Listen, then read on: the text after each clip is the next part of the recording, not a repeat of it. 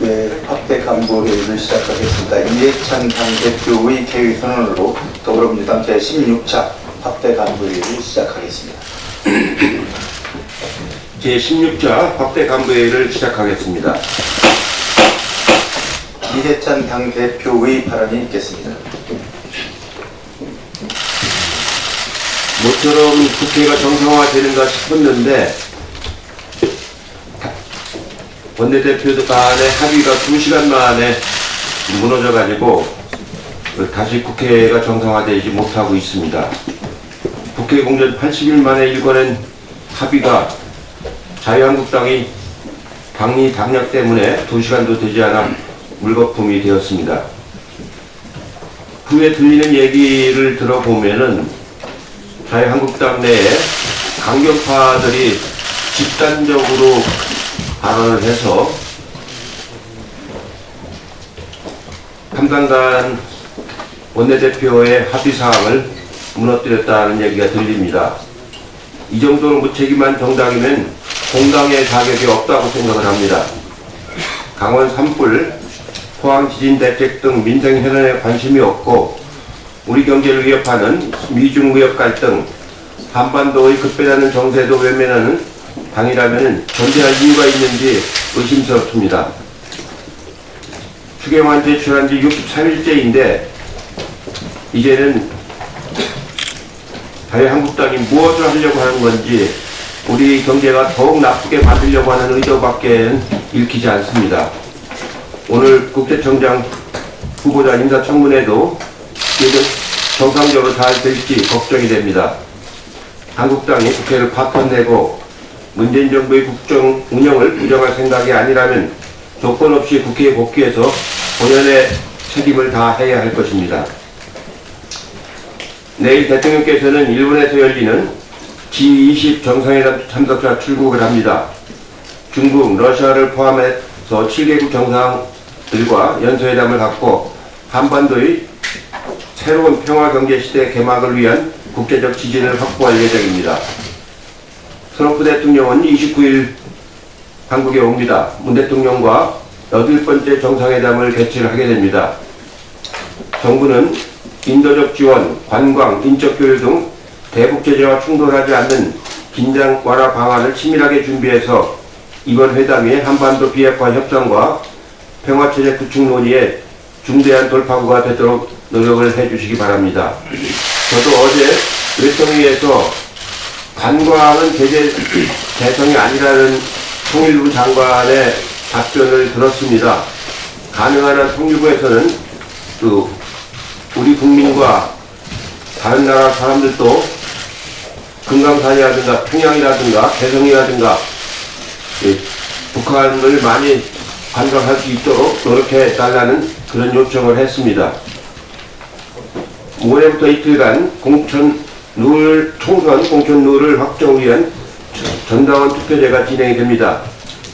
이번 투표는 한국 정당 역사상 처음으로 권리당원이 직접 참여해서 공천 룰을 확정하는 역사적인 의미가 있는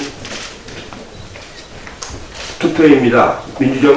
민주적 정당 운영 체제를 통해서 투명하고 공정한 공천 시스템을 구축하는 모범적인 사례가 될 것입니다.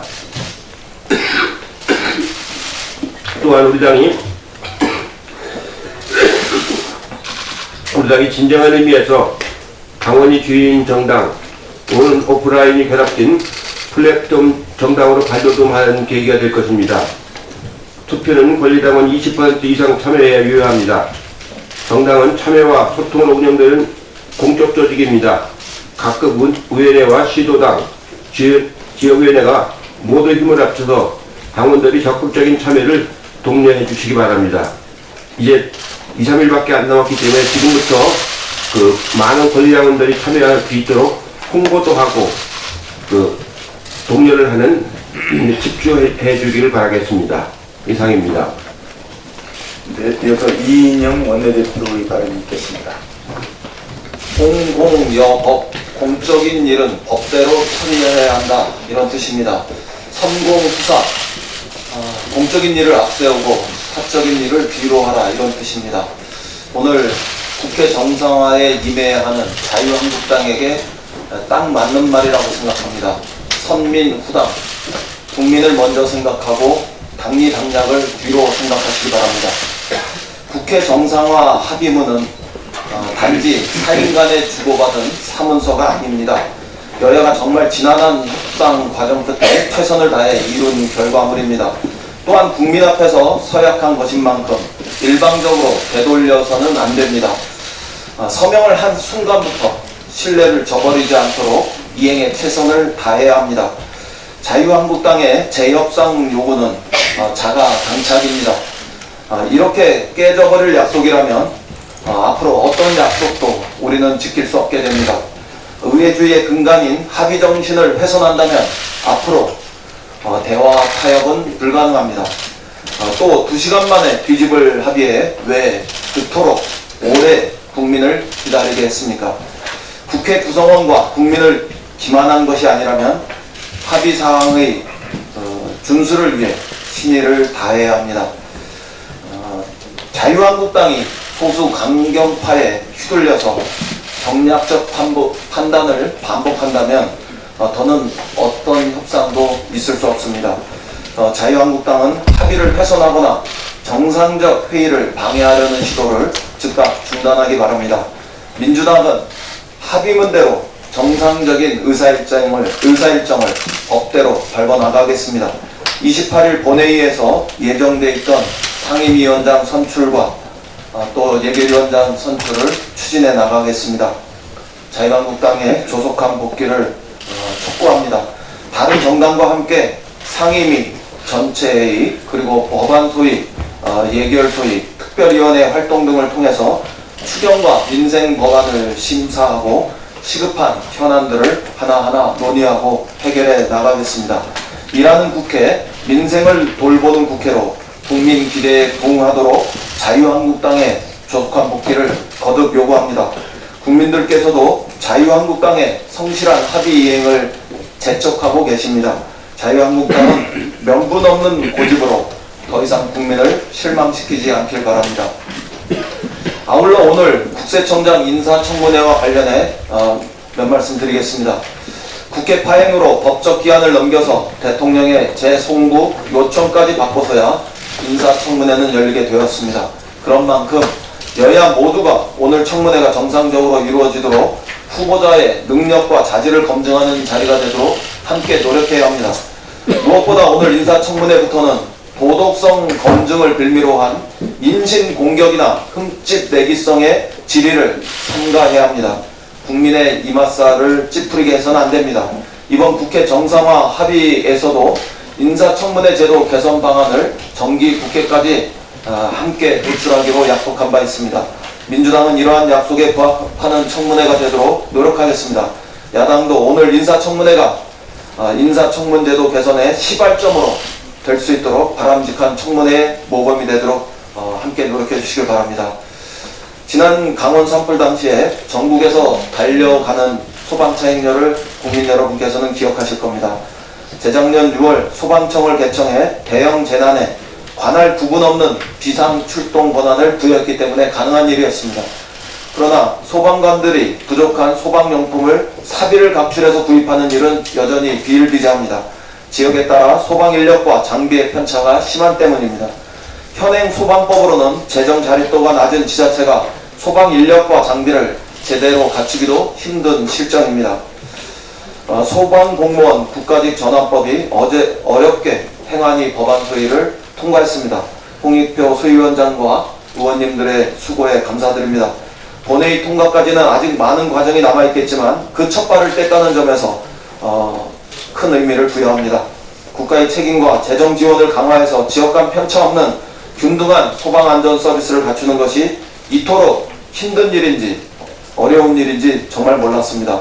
지난 그 시간 동안 이미 20만이 넘는 국민청원 등의 압도적 성원과 찬성이 있었음에도 자유한국당이 2년 넘게 반대하면서 논의 진척에 정말 어려움이 많았습니다. 민주당은 이 법이 반드시 통과될 수 있도록 최선을 다할 것을 국민께 약속드립니다. 국회는 이렇게 해야 할 일이 너무 많이 남아 있습니다. 국회는 이렇게 국민에게 큰 영향을 끼칠 수 있는 법안이 14,000개가 넘게 쌓여 있습니다. 그러나 자유한국당은 합의를 번복한 채 민생 법안 심사를 가로막고 있습니다. 소방관은 국민을 구하기 위해 불을 향해 뛰어듭니다. 자유한국당은 지금 어디서 무엇을 향해 뛰어들고 있습니까? 이상입니다. 예, 이어서 박주민 최고위원의 발언이 있겠습니다. 예. 자유한국당이 국회 복귀를 위한 합의를 파기한 상황이지만 어제 소방제 국가집화법과 과거사법이 행안위 법안 소위를 통과했습니다. 단비 같은 소식입니다. 이 중 과거사법은 3년간 행안위에 계류되어 있었는데 역사의 정의를 바로 세우기 위해 20대 국회가 반드시 통과시켜야 될 법입니다. 유족과 피해자들은 짧은 신청 기간으로 인해 진실규명과 명예회복 기회를 상실하신 분들이 많고 2년의 조사활동 기간 연장조차 되지 않아서 진실을 밝히기엔 충분한 시간이 아니었습니다. 게다가 위원회 활동 후 국가폭력사건이 추가적으로 드러났기 때문에 반드시 국회에서 법 개정이 필요했습니다. 과거사의 활동 종료 이후 8년간 피해자 및 유족단체가 입법활동을 해왔습니다. 유족과 피해자들의 눈물을 국회가 닦을 때입니다. 치열한 논의를 거쳐 겨우 소위를 통과한 만큼 조속히 처리되어야 합니다. 두 법안의 소위 통과 기쁜 소식이지만 아까 원내대표님이 말씀하신 대로 더 많고 또 중요한 법안들이 논의조차 되지 않은 채 국회에서 잠자고 있습니다. 자유한국당의 국회 정상 합의 파기는 직진 차선에 서서 유턴한 것과 다를 바가 없습니다. 더구나 최근 여론조사에 따르면 국민 59.4%가 자유한국당이 조건 없이 국회에 등원해야 한다고 명명하십니다. 합의 파기는 국민 신뢰를 저버린 것입니다. 자유한국당은 조건 없이 국회에 복귀하여 이 두 법안을 비롯한 중요 법안들을 통과시킬 수 있게 협력해야 할 것입니다. 그것만이 국민의 신뢰를 조금이라도 회복하는 방법일 것입니다. 세월호 특조위 활동을 방해한 혐의로 재판에 넘겨진 조윤선 당시 정무수석, 그다음에 이병기 당시 비서실장 등에게 집행유예가 선고되었습니다. 판결 선고를 듣고 재판장에서 세월호 가족분이 실신하시기까지 했는데 세월호 가족분들의 분노에 깊이 공감합니다. 조윤선 당시 정무수석의 경우 설립준비단의 내부 의사결정에 개입하기 위해 세월호 특별조사의 설립준비 추진 경위 및 대응방안이라는 문건의 작성에 관여했고 해수부 자체 직제 예산안을 작성하여 세월호 특조위 부위원장 내정자에게 제공하는 등의 행위를 했다는 점이 어제 판결에서 인정되었습니다. 이병기 당시 비서실장은 세월호 참사 당시 청와대 행적조사 안건이 의결되는 것을 방해하기 위한 부당한 목적으로 해수부 소속 공무원들로 하여금 위원회 내부 의사결정에 개입하는 내용의 문건을 작성하도록 하고 당시 여당에 제공할 목적으로 해수부 소속 공무원들로 하여금 성명 발표용 문건을 작성하게 한 사실도 이 판결에서 인정이 되었습니다. 그런데 이렇게 국정에 막중한 책임을 지고 있는 비서실장과 정무수석 등이 강대한 권력을 동원해서 정권의 이익을 위해 조직적으로 세월호 참사에 대한 제대로 된 진상규명을 방해하는 그런 범죄를 저질렀음에도 불구하고 이들이 문건 작성 등을 지시했을 뿐이며 개인적인 이익을 추구하기 위해 이런 범행을 자행한 것으로 보이지 않는다는 점을 들어 집행유예를 선고한 것입니다. 저로서는 정말 이해가 되지 않습니다. 우선 이들이 문건 작성을 지시한 것이 단지 문건만 만들라는 것이었을까요? 당연히 그 문건의 실행도 염두에 두고 지시한 것이라고 보는 것이 타당합니다. 또한 정권의 이익을 위해 범죄를 저지른 것이지 개인적 이익을 위해 범죄를 저지른 것은 아니다라는 법원의 판단에 따른다면 앞으로는 정권을 위해 범죄를 저지른 정치인과 공무원들 모두 개인적 이익을 위한 것이 아니라 정권의 이익을 위해 범죄를 저지른 것이어서 유리한 정상 참작을 할 수 있다라는 것이 됩니다. 이러한 법원의 판단을 순수히 받아들일 국민이 있겠습니까? 도저히 이해가 안 되는 판결이라는 점을 다시 한번 말씀드립니다. 한편으로 이것은 출발점이라고 생각되기도 합니다. 박근혜 청와대가 세월호 진상규명을 조직적으로 방해했다는 사실이 사법부의 판결로도 드러난 것입니다. 자유한국당은 이 판결에서 세월호 참사의 진실을 은폐한 것에 관여된 것으로 언급된 만큼 책임감을 가지고 국민 앞에 사죄해야 할 것입니다.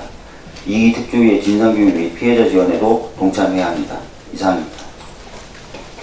네, 다음 박광훈 최고위원의 발언이 있겠습니다.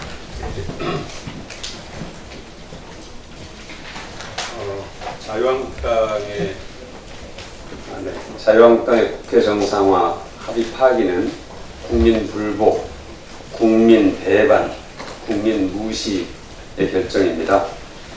주권자인 국민은 안중에 없거나 국민 위에 군림하겠다는 생각이 아니라면 도저히 할 수 없는 시대의 충돌입니다. 이제 황교안 대표께서 국민 앞에 사과를 하고 오늘이라도 국회 전면적으로 복귀하는 것이 국민에 대한 최소한의 도리다, 이렇게 생각합니다. 경제는 심리라고 합니다. 불안 심리를 부추기거나 자극하는 것은 우리 경제에 아무런 도움이 되지 않습니다. 전 대표님도 말씀하셨습니다만 자유한국당 마치 우리 경제가 망하기를 바라기나 하는 것처럼 우리 경제에 대한 저주의 언어를 퍼부었습니다. 특히 적게 집행해야 할 추경 예산을 2달 넘게 심의조차 민생법안은 언제 통과될지도 모르는 상황에서 그동안 쭉 5달 가까이 회복되어 오던 소비심리가 2달 연속 위축된 것은 어쩌면 당연한 일일지도 모릅니다. 지금 글로벌 경기 침체, 미중 무역 분쟁, 교역 규모 감소가 외부적인 위협 요인이라면 자유한국당의 무책임, 무능 정치는 민생 경제를 위협하는 우리 경제의 가장 큰 위협 요인. 더 늦기 전에 국민의 뜻을 따를 것을 엄중히 촉구합니다. 최저임금위원회에서 논의를 하고 있기 때문에 동결이나 인상에 대한 견해를 내는 것은 매우 조심스럽습니다. 다만 한 가지 간곡하게 말씀드리고 싶은 것이 있습니다.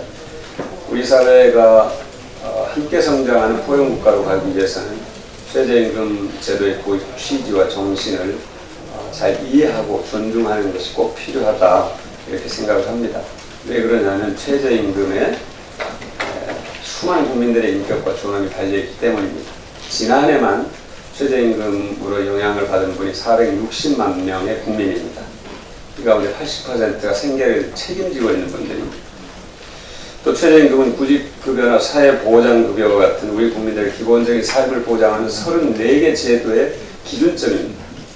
이처럼 최저임금 경제적 약자의 최소한의 삶을 지탱해주는 최저생계비입니다.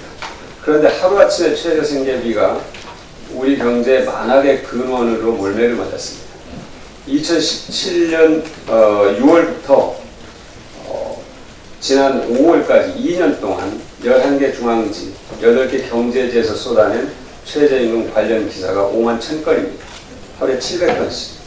평균하면 하루에 3건 정도를 이 신문들이 쏟아냈는데, 이게 최저임금이 좋다는 기사가 아니라 다 최저임금이 안 좋다는 기사들이죠. 근데 이 많은 기사들 중에 최저임금으로 살아가는 국민들의 목소리를 찾아보기는 어렵습니다. 지난 2년 동안 최저임금을 비난했던 분량의 10분의 1만이라도 살인적인 임대료나 프랜차이즈 불공정 계약 같은 갑질 경제를 지적하고 문제를 바로잡기 위해 노력했더라면 자영업자분들과 국민들의 삶에 많은 힘이 됐을 것이라는 그런 아쉬움이 큽니다. 대기업 매출이 1% 늘 때 1차 협력업체는 0.5%가량 늡니다. 2차 협력업체는 0.05%, 3차 협력업체는 0.005%가 되니까 2, 3차 협력업체는 사실상 성장의 과실을 나눠받지 못하고 있는 것이 현실입니다. 기업 간에 이렇게 양극화가 심합니다. 10대 그룹 94개 상장사 등기임원의 평균 월 급여는 최저임금의 61배, 1억 원 정도가 넘습니다. 심지어 최저임금의 850배, 730배를 가져가는 CEO도 있습니다. 개인 간의 양극화가 이렇게 극심합니다. 이런 양극화 문제는 애써 외면하고 의도적으로 최저임금의 모든 죄를 뒤집어 씌우는 것은 온당치 않습니다. 지독한 왜곡입니다. 지난해 피고용자 보수 총액이 866조 원입니다. 최저임금 영향을 받은 노동자의 임금 인상액은 6.5조, 여기다가 연관 인상분까지 합쳐도 7.2조, 1%가 채 되지 않습니다. 전체 보수 총액의 1%가 되지 않는데 우리 경제가 충분히 감당하고 포용할 능력이 있습니다. 최저임금은 궁극적으로 쓰지만 몸에 좋은 약이 된다는 믿음이 있습니다. 국회와 경제민주화를 지속적으로 추진하고 또 재벌기업들이 상생협력과 동반성장을 실천하고 정의로운 분배, 따뜻한 포용이 경제 활력의 밑받침이 될 때 국민이 성장하고 우리 경제가 건강해질 것입니다. 이상입니다. 네, 다음은 서른 최고위원의 발언이 있겠습니다. 자유한국당에게 국민은 안중에도 없는 것 같습니다. 자유한국당의 합의파기는 스스로 공당임을 포기한 처사이고 국회 정상화를 바라는 국민의 기대와 염원을 저버린 처사라고 말씀드리겠습니다. 국회 존재 이유자 권한이 예산 심의를 거부하는 것은 하책 중의 하책입니다. 지금 민의는 소모적인 정쟁을 끝내고 국회를 정상화해야 할 것을 명령하고 있습니다. 이제라도 자유한국당은 민심에 대한 역행을 중단해야 합니다. 국민들을 우습게 보는 것이 아니라면 스스로 나라에 해가 되는 국회의원이 되는 잘못을 더 이상 저지르지 말 것을 말씀드린 바입니다. 자유한국당이 소수의 민심만을 보고 다수의 고통과 분노를 헤아리지 못한다면 국민들께 배지를 반납하는 것이 좋다고 주장하는 국민들이 점점 늘어난다는 사실을 직시하길 바랍니다. 자유한국당 없어도 국회가 운영된다는 것을 보여주는 것은 참으로 바람직하지 않은 일일 것입니다. 이상입니다. 네, 다음은 김혜영 최고위원의 발언이 있겠습니다. 동남권 관문공항으로서 김해공항 확장안이 적합한지에 대하여 총리실이 검증하기로 하였습니다. 이를 두고 행정의 안정성을 침해하고 지역 이기주의, 총선령이라는 비판과 함께 대구 경북에서 반대의 목소리를 내고 있습니다. 김해공항 확장안은 2002년 이래로 6번의 연구조사에서 단 한 번도 적합하다고 나온 적이 없었습니다. 그러던 것이 2016년 가덕도도 밀양도 아닌 김해공항 확장으로 결정되었습니다. 이것이 바로 정치적 결정입니다. 이러한 김해공항 확장안은 24시간 운영 여부, 안정성, 소음, 확장성 등에서 많은 문제점이 제기되고 있습니다. 비록 김해공항 확장안이 당시 5개 시도지사의 합의를 거쳐 해외 업체의 연구 용역에 따른 것이었다고 하더라도 그것이 잘못된 결정이라면 대한민국의 미래를 위하여 바로 잡는 것이 진정한 용기이고 제대로 된 행정인 것입니다. 지금과 같은 수도권 집중이 계속된다면 지역은 소멸로 나아갈 것이고 대한민국의 국가 경쟁력은 현격히 떨어질 것입니다. 수도권에 대응할 수 있는 광역 경제권을 키우는 것이 바로 대한민국을 살리는 길입니다. 부울경과 대구 경북은 서로 대립할 것이 아니라 서로 협력하여 수도권에 대응할 수 있는 광역 경제권을 만들어 나가야 합니다. 동남권 광역 경제권이 국제적 경쟁력을 가지기 위해서는 제대로 된 관문공항이 반드시 필요합니다. 그래야 관광, 물류 등의 산업을 살려나갈 수 있습니다. 대구의 공항 이전 문제는 동남권 관문공항 문제와는 별개로 대구 경북 광역경제권의 발전을 위해 추진할 사안인 것이고 또 거기에 대해서 부울경이 협력해야 할 사안인 것입니다. 동남권 관문공항 문제는 정치적 논리가 개입해서는 안 되며 국가의 미래를 위하여 국가균형발전 차원에서 결정되어야 할 것입니다. 총리실에서는 일체의 정치적 요소를 배제하고 신속하게 김해공항 확장안의 적합성 여부를 검토하여 그 결과를 발표하여야 할 것입니다. 이상입니다. 네, 이수진 최고위원의 발언이 있겠습니다. 최근 노동 이슈가 여러 건 있습니다만 집배 노동자들의 과로사와 또 그 인력 증원을 요구하는 우정노조의 파업 투기, 국민들의 관심과 동정들이 많이 보이는 기사들을 봤습니다. 또한 내년도 최저임금과 관련된 논의가 뜨겁습니다. 앞서 우리 박강원 최고위원께서도 말씀을 하셨지만 특별히 업종별 차등 적용을 중심으로 논의가 진행되었지만 결론이 나지 못하고 있습니다.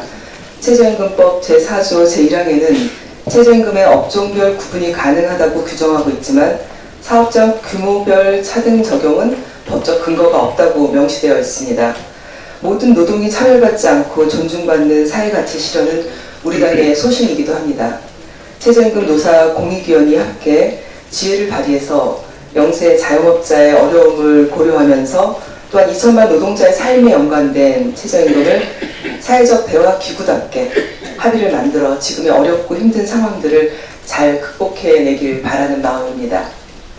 한 가지 더 말씀드리겠습니다. 한국지은 군산공장 폐쇄라는 경제 침체로 군산 경제가 많은 어려움을 겪고 있는 그런 고용위기 지역입니다. 지난주 우리 당 전국노동위원회와 군산지역 현장을 방문하고 노사 대표자 및 관계자를 만나고 왔습니다. 군산시와 전북도 또한 노사 상생으로 지역경제 활성화와 위기를 극복하려는 의지가 강한 것을 확인했습니다. 군산시는 자동차 부품의 대체 인증 산업 육성으로 군산형 새로운 일자리 창출을 위해 발빠르게 움직이고 있습니다. 이번에 출시된 인증품은 보험개발원 산하 자동차 기술연구소가 물성시험, 합차시험 등 9개 항목을 시험한 결과 OEM 부품과 품질 성능이 거의 동등한 것으로 나타났습니다.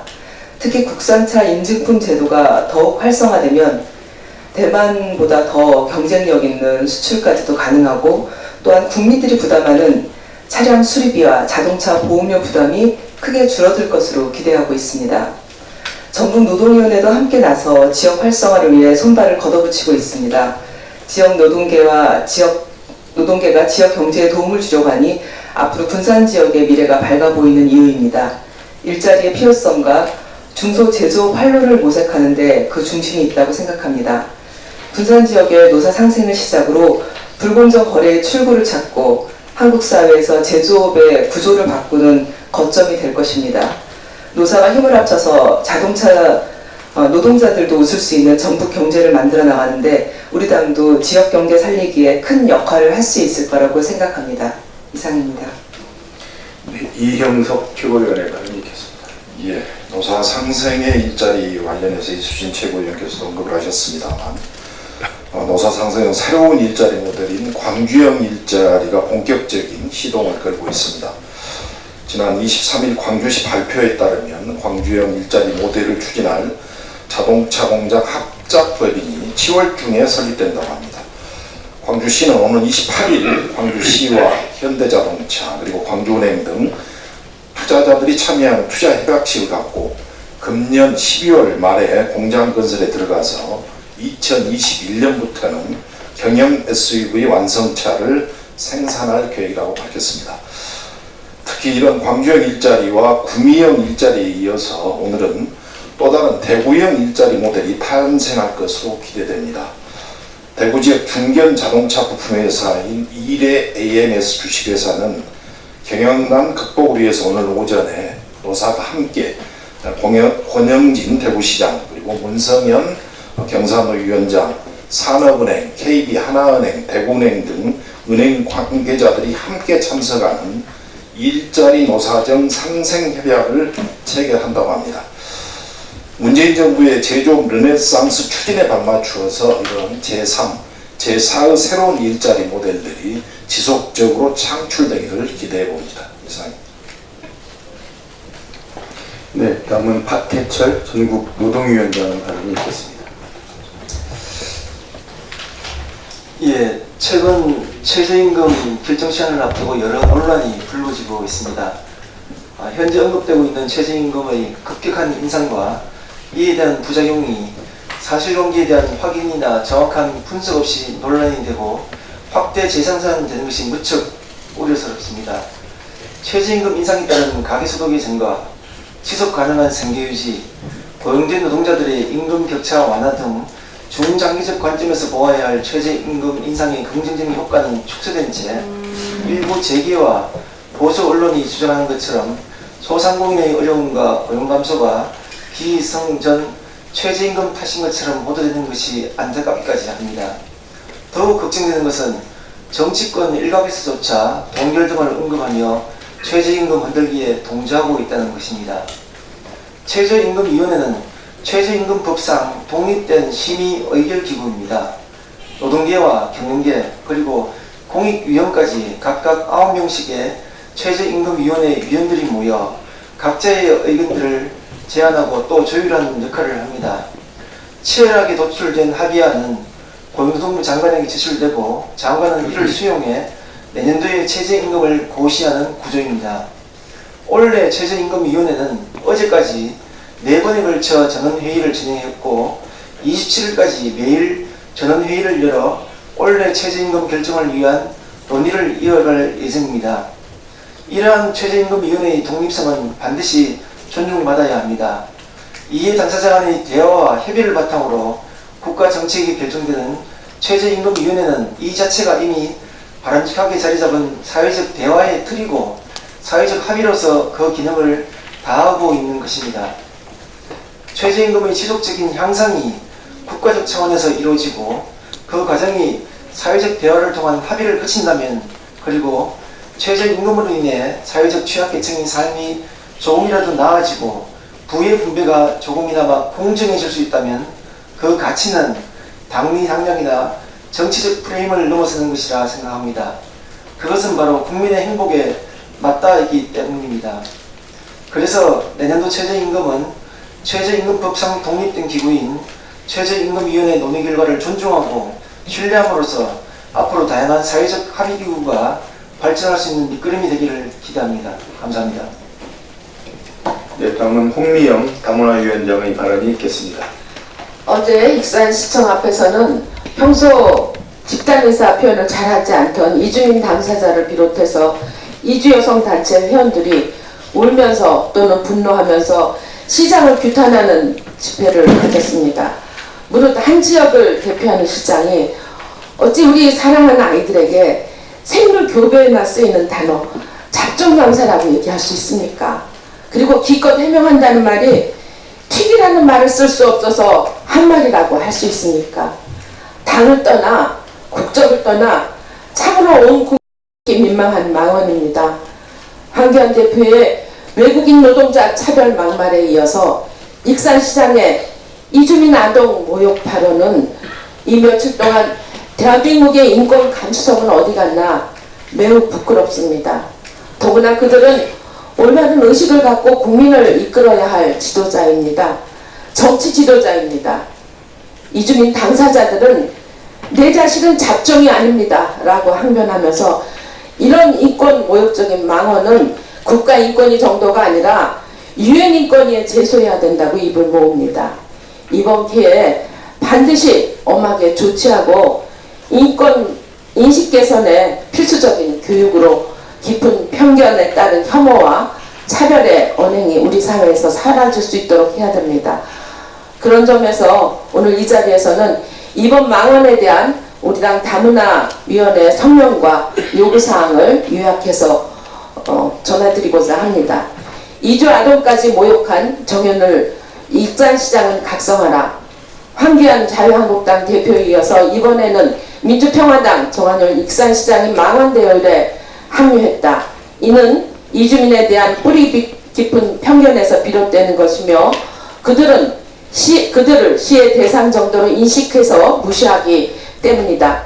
더구나 아이들에게까지 그런 모욕적인 발언을 하는 것은 세상의 모든 엄마들, 특히 결혼 이주 여성인 엄마들의 분노와 지탄을 받을 수밖에 없다. 게다가 익산은 우리나라 최초 여성 친화도시로 지정받은 곳이 아닌가 심히 부끄럽고 유감스러운 일이다. 정 시장의 사과와 해명이 저급하고 성의 없는 것은 기본적인 인권에 대한 감수성과 다문화 사회에 대한 올바른 인식이 결여되어 있기 때문이다.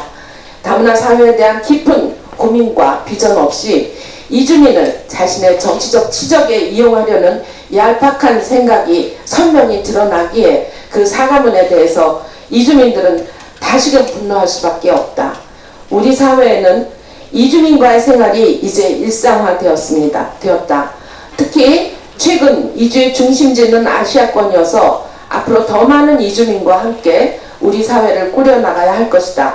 이에 우리는 익산시장을 비롯한 모든 정치인 그리고 정당을 비롯한 모든 정치권에 요구한다.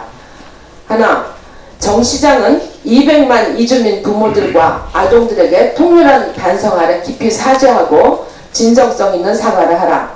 하나, 정 시장이 있는 정당에서는 그의 응분한 징계를 신속히 조치하라. 하나, 정치인은 이주민이 행사나 정치의 대상이 아니라 우리 사회의 구성원임을 인식해야 한다. 차별 인식 아래 막말과 망언하는 정치인은 더 이상 용납되지 말고 퇴출해야 된다.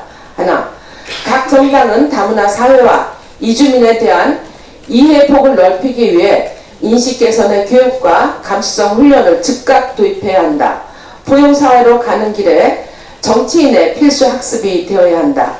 마지막으로 정부는 시혜적이고 행사 위주의 다문화 정책에서 벗어나서 정책의 첫걸음이 이주민의 편견 없는 시선임을 가지고 장기적 비전의 다문화 정책을 마련하라. 이렇게 전달하고 있습니다. 이상 마치겠습니다. 네, 지금부터는 회의를 비공개로 진행하겠습니다. 언론인 여러분들의 협조를 부탁드립니다.